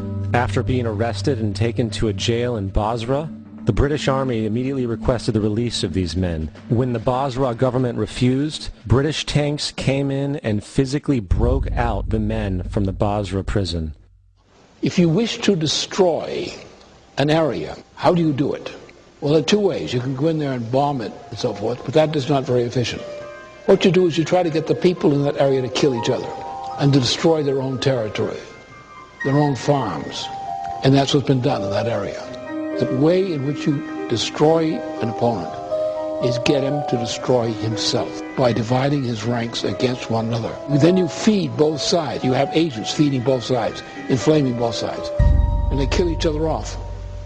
And it's time that some of us woke up to this reality to understand that people who try to maintain empires and create empires do it by manipulating the people they're trying to conquer. You might want to ask yourself why the entire culture is utterly saturated with mass media entertainment from all sides, while the educational system in America continues its stupefying downward slide since the U.S. government decided to take over and subsidize the public school system. What your government pays for, it gets. When we understand that, then we look at government-financed institutions of education and see the kind of students and the kind of education that's being turned out by these government-financed schools. Logic will tell you that if what is being turned out in those schools was not in accord with what the state and the federal government wanted, then it would change it. The bottom line is that the government is getting what they have ordered. They do not want your children to be educated. They do not want you to think too much. That is why our country and our world has become so proliferated with entertainments, mass media, television shows, amusement parks, drugs, alcohol, and every kind of entertainment to keep the human mind entertained, so that you don't get in the way of important people by doing too much thinking. You had better wake up and understand that there are people who are guiding your life and you don't even know it. We're in a lot of trouble because you people and 62 million other Americans are listening to me right now, because less than 3% of you people read books, because less than 15% of you read newspapers, Because the only truth you know is what you get over this tube. Right now, there is a whole, an entire generation that never knew anything that didn't come out of this tube. This tube is the gospel, the ultimate revelation. This tube can make or break presidents, popes, prime ministers. This tube is the most awesome goddamn force in the whole godless world. And woe is us if it all falls into the hands of the wrong people. And when the largest company in the world controls the most awesome goddamn propaganda force in the whole godless world, who knows what shit will be peddled for truth on this network. So you listen to me. Listen to me.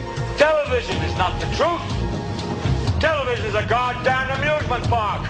Television is a circus, a carnival, a traveling troupe of acrobats, storytellers, dancers, singers, jugglers, sideshow freaks, lion tamers, and football players. We're in the boredom-killing business. But you people sit there day after day, night after night, all ages, colors, creeds. We're all you know. You're beginning to believe the illusions we're spinning here. You're beginning to think that the tube is reality and that your own lives are unreal. You do whatever the tube tells you. You dress like the tube. You eat like the tube. You raise your children like the tube. You even think like the tube. This is mass madness, you maniacs. In God's name, you people are the real thing. We are the illusion.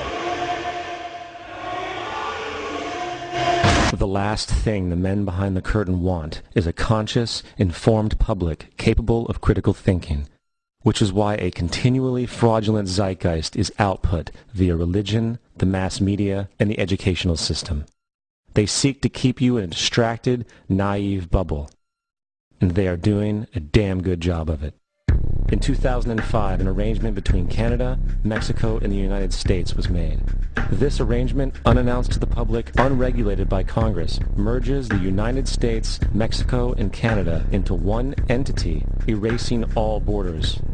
It's called the North American Union, and you might want to ask yourself why you've never heard of this. In fact, there is only one mainstream reporter who has actually heard of and has had the courage to cover this issue. The Bush administration's open borders policy and its decision to ignore the enforcement of this country's immigration laws is part of a broader agenda. President Bush signed a formal agreement that will end the United States as we know it, and he took the step without approval from either the U.S. Congress or the people of the United States. It's a deal that few have even heard of. It's being done again by very few people at the very top on behalf of the investment class, but the working class of people, political officials across our country from communities, from cities and so forth, they don't know anything about this. This isn't some trade agreement. It is a total removal of sovereignty from these countries, which will also result in a completely new currency called the Amero. Fall. Apart from that, I think one thing people who are dollar-based need to focus on is the Amero. That's the one thing that nobody's talking about, but I think is going to have a big impact on everybody's life in Canada, the U.S., and Mexico. The Amero is the proposed new currency for the North American community, which is being developed right now between Canada, the U.S., and Mexico to make a borderless community, much like the EU, and the dollar, Canadian dollar, U.S. dollar, and the Mexican peso replaced by the Amero.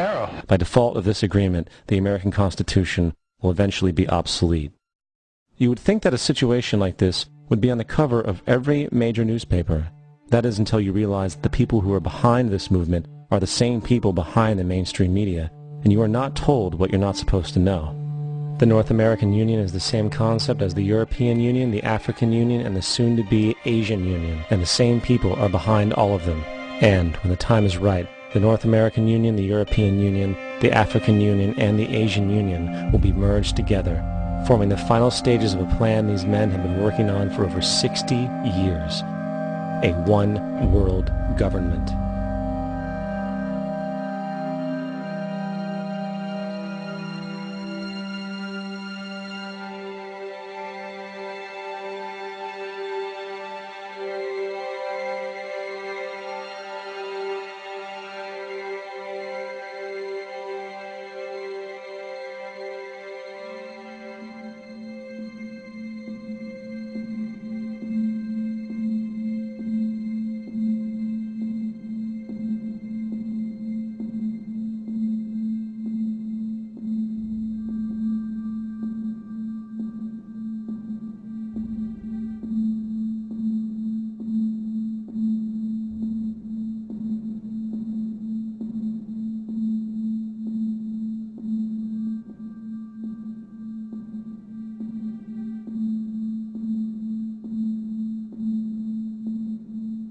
One bank, one army, one center of power.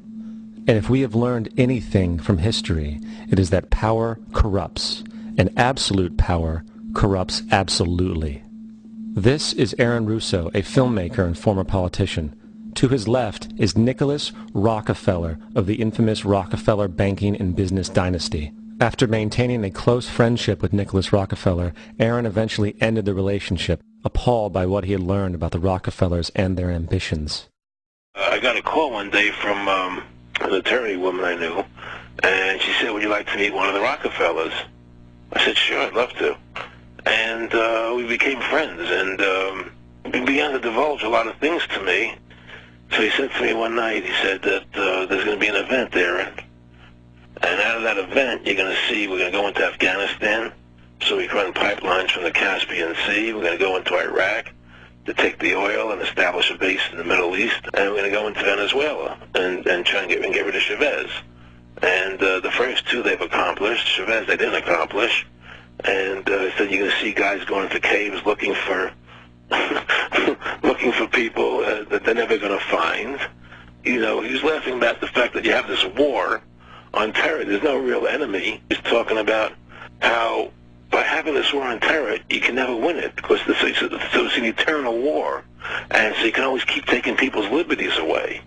And I said, how are you going to convince people that this war is real? He said, but the media can convince everybody it's real. I mean, you know, it's just that you keep talking about things, you keep saying it over and over and over again, and eventually people believe it. You know, you created the Federal Reserve in 1913 through lies. You create 9/11, which is another lie. Through 9/11, then you're fighting a war on terror, and now all of a sudden you go into Iraq, which was another lie, and now they're going to do Iran. You know, and it's all one thing leading to another, leading to another, leading to another. Now, I would say to them, what are you doing this for? What's the point of this thing? You have all the money in the world you ever want. You have all the power. I said, you know, you're hurting people. It's not a good thing. And he would say, what do you care about the people for? Take care of yourself and you take care of your family. And then I said to him, what are the ultimate goals here? He said, the ultimate goal is to get everybody in this world chipped with the RFID chip, and have all money be on those chips and everything on those chips. And if anybody wants to protest what we do or violate what we want, we just turn off their chip. That's right, microchipped. In 2005, Congress, under the pretense of immigration control and the so-called war on terrorism, passed the REAL ID Act, under which it is projected by May 2008, you will be required to carry around a federal identification card, which includes on it a scannable barcode with your personal information. However, this barcode is only an intermediary step before the card is equipped with a VeriChip RFID tracking module, which will use radio frequencies to track your every move on the planet. If this sounds foreign to you, please note that the RFID tracking chip is already in all new American passports. And the final step is the implanted chip, which many people have already been manipulated into accepting under different pretenses. We have a Florida family who are really pioneers in a brave new world. They have volunteered to be the first ever to have microchip identification devices implanted into their body. After 9/11, I was really concerned with the security of my family. I wouldn't mind having something planted permanently in my arm that would identify me.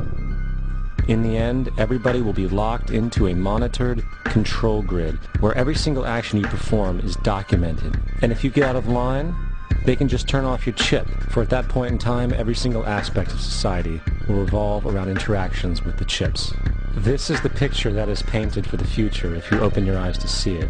A centralized one-world economy where everyone's moves and everyone's transactions are tracked and monitored, all rights removed.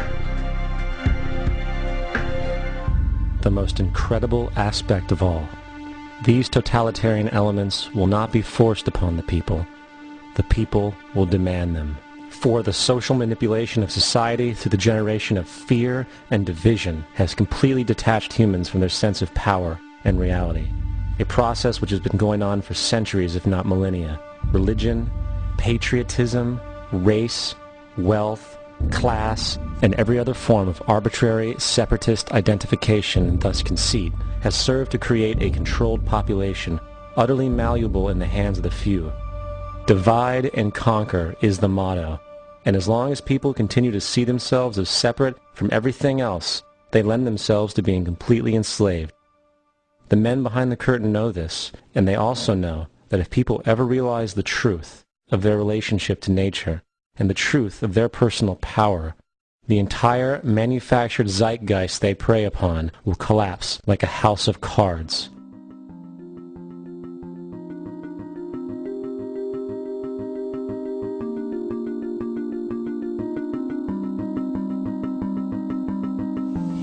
The whole system that we live in drills into us that we're powerless, that we're weak, that our society is evil, that it's crime-ridden, etc., and so forth. It's all a big fat lie. We are powerful, beautiful, extraordinary. There is no reason why we cannot understand who we truly are, where we are going. There is no reason why the average individual cannot be fully empowered. We are incredibly powerful beings.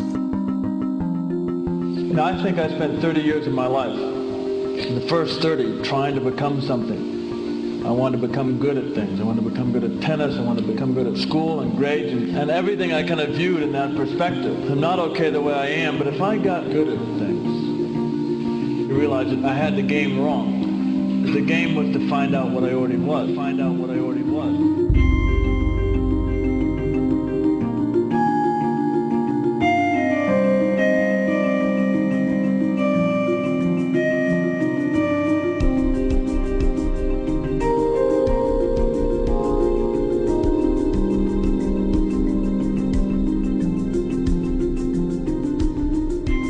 Now, in our culture, we've been trained for individual differences to stand out. So you look at each person, immediately it is brighter, dumber, older, younger, richer, poorer, and we make all these dimensional distinctions, put them in categories and treat them that way. And we get so that we only see others as separate from ourselves in the ways in which they're separate. And one of the dramatic characteristics of experience is being with another person and suddenly seeing the ways in which they are like you, not different from you, and experiencing the fact that that which is essence in you and which is essence in me is indeed one. The understanding that there is no other. It is all one. And I wasn't born Richard Albert, I was just born as a human being, and then I learned this whole business of who I am and whether I'm good or bad or achieving or not. All that's learned along the way.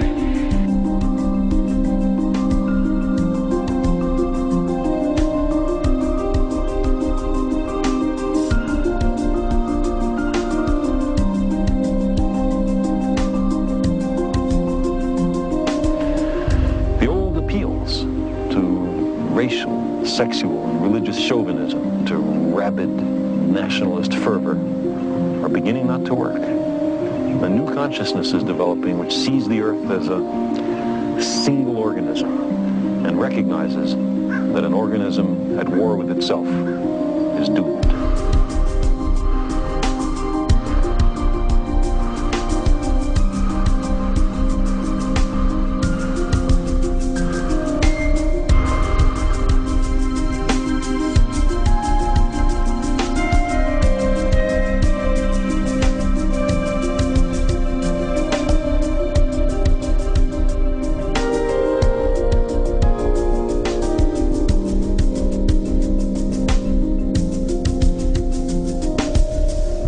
Bill Hicks used to finish his shows with this.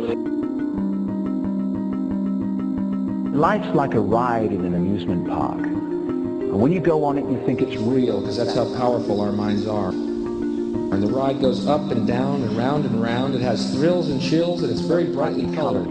and it's very loud, and it's fun for a while. Some have been on the ride for a long time, and they begin to question, is this real, or is this just a ride? And other people have remembered, and they come back to us and they say, hey, don't worry. Don't be afraid ever, because this is just a ride. And we kill those people. Shut him up. I've got a lot invested in this ride. Shut him up. Look at my furrows of worry. Look at my big bank account. My family. This has to be real. It's just a ride. But we will kill those good guys who try and tell us that. You ever notice that? And let the demons run amok? But it doesn't matter, because it's just a ride, and we can change it anytime we want. It's only a choice. No effort, no work, no job, no savings of money. Just a choice right now between fear and love.